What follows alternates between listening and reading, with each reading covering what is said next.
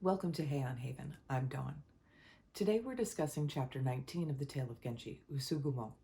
We'll start with our usual summary for shared context. Winter in Oi was lonely, and Genji urged the Akashi lady to move to his eastern pavilion. She couldn't decide. Genji broaches the subject of sending their daughter to Nijo for Murasaki to raise. The lady's mother, the nun, and many others advise her to send her daughter to Genji. She finally acquiesces. In the 12th month, Genji came for his daughter, her nurse going with her. The little girl adapted quickly to life at Nijo, and Murasaki was delighted by her. The Akashi princess has her ceremony of first trousers. Back at Oi, her mother and the nun prepare robes of beautiful hues for the princess's attendants and nurse. Genji sends constant letters and visits one more time before the new year. On the 7th day of the new year, people came to thank Genji for their promotions. Hanachiru Sato, the lady of the Villa of Falling Flowers, is now in charge of the annex, Genji's eastern pavilion, and his financial support for her is equal to Murasaki. Genji visits the lady at Oi, and Murasaki is no longer jealous, Genji now forgiven for the sake of the child.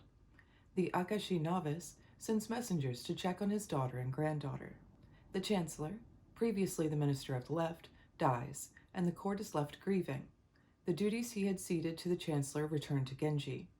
There are strange signs, portents, and omens, and Genji and Fujitsubo's secret is the cause. Fujitsubo has been ill for months and is taking a turn for the worse. The emperor visits her. Genji visits her, intending to express his full feelings, but she quietly passes away while he is speaking. The court goes into deep mourning. An old holy man who Fujitsubo treated as a confidant and advisor, and who Reizei also held in high esteem, reveals to the young emperor the secret that Genji is his father, saying that the heavens are in upheaval due to his illegitimacy. His Majesty asked and is told that only this priest and Omyobu know the truth. The Minister of Ceremonies, Asagao's father, dies. Reizei becomes determined to abdicate in favor of Genji, who is appalled by the suggestion.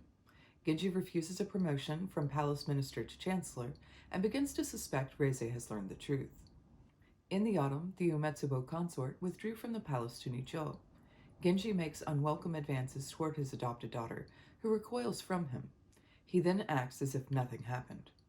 Genji continues to visit the Akashi lady at Oi when he goes to check on his temple or villa. Before we dive into our analysis, I have a correction to Chapter 18.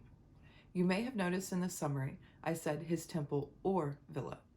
I asserted in the last chapter video that these two places were the same, and I was wrong. The temple is at Sagano and the villa at Katsura, both of which are near Oi, all of which are on the outskirts of the city. Let's dig into Usugumo, starting with the title. Here we have some variation again between our four translators. The reference is to gray clouds at sunset, Genji composing a poem saying that the color of the clouds complements the color of his mourning or gray sleeves. Waley translates the title as A Wreath of Cloud. Seidensticker replaces wreath with rack, and Tyler uses wisps. Washburn's A Thin Veil of Clouds and Tyler's Wisps of Cloud are my favorites. I think the others sound dated, but maybe my favoritism for the more recent translators colors my judgment slightly. After the chancellor, the former minister of the left, Aoi's father, dies, his funeral rites were all seen to by either Genji or Emperor Reizei, depending on the translation. Waley and Seidensticker indicate Genji, Tyler is ambiguous, and Washburn says it is Emperor Reizei. Speaking of Emperor Reizei, he visited his mother after she took a turn for the worse. An imperial visit is always a big deal. Seidensticker says that protocol required that the emperor's visit be a short one. Waley is the outlier once again, stating that Reizei visited frequently, as Tyler, Seidensticker, and Washburn disagree. When Fujitsubo is in her final decline, her gentlewomen are dismayed that she refuses all food. Our translators have minor differences in what was served to try to tempt her to eat. Seidensticker says fruit, Tyler says bit of fruit, while Washburn says slice of mandarin orange. Waley does not include the interaction with the gentlewomen, which I find odd. At the end of the chapter, after Genji leaves Umetsubo, the fragrance of his scented robes clings to the cushion he sat on. The gentlewomen speak about how amazing Genji is, one saying it's as if he makes plum blossoms appear on willow branches, according to Washburn, but in Seidensticker's translation, it is cherry blossoms on willow. Tyler's line is, how does he manage to be as though in him blossoms opened on spring willow fronds? Waley has one of the gentlewomen exclaim, if the willow tree had but the fragrance of the plum and the petals of the cherry, which is much more accurate. Despite the differences, all of this is a poetic reference to Gosenshu 82, which Tyler translates this way. How gladly I would have cherry blossoms that smell like plum blossoms open on spring willow fronds. The Gosenshu, or Gosenwakashu, is an imperial anthology of poetry completed in 951.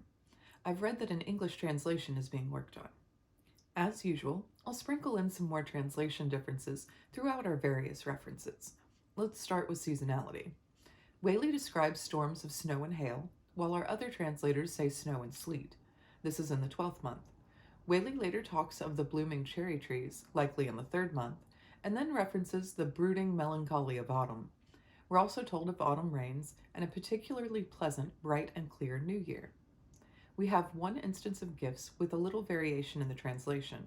Waley says, a peculiar compunction prevented the Lady of Akashi from sending any gift or message to the child which was no longer hers, but she took immense pains in contriving presents for all its companions and attendants from the nurse downwards, and would spend hours in the matching of colors and the choosing of stuffs. Seidensticker says that the Akashi lady sends robes for the nurse and other women, hoping that the colors gave them a certain distinction. Tyler and Washburn concur with Seidensticker. You'll notice that Waley's description adds something the others did not. Washburn says, what were they to do? But no one other than Waley says that the lady feels awkward sending gifts to her daughter. Moving on to cultural references, there is mention in all the translations of the Akashi princess's hair, which will soon be the length of a nun's, or shoulder length. Waley says that this is her hair growing out as babies' heads were shaved, save for 2 tufts. When Genji comes to take his daughter from Oi to Nijo, some items also go with her, including the sword or dagger that was sent as an indicator of her royal birth, according to Waley, or Genji's protection, according to all the others, and a doll which Waley calls Heavenly Children, and Washburn calls Amagetsu doll, meant to protect the child from evil influence.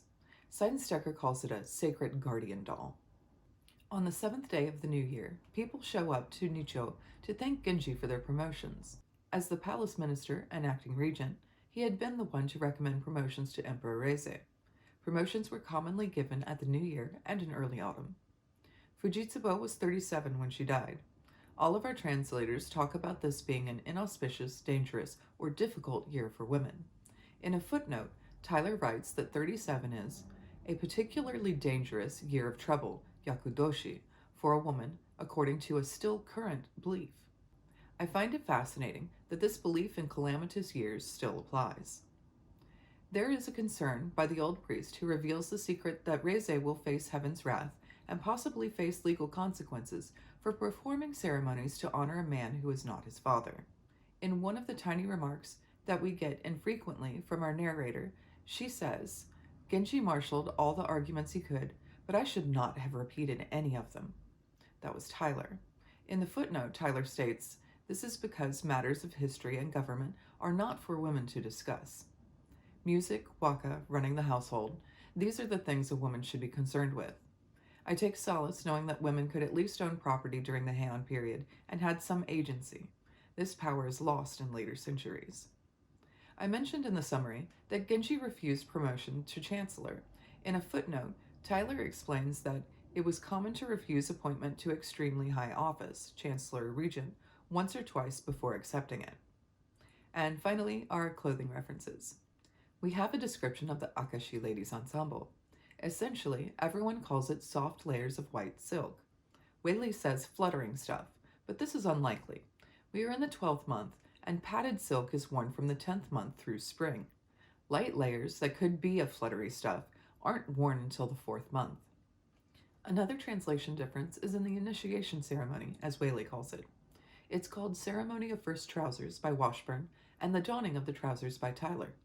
Waley mentions the binding of sleeves during her initiation. Washburn says the cords of her trousers were drawn up over her robes.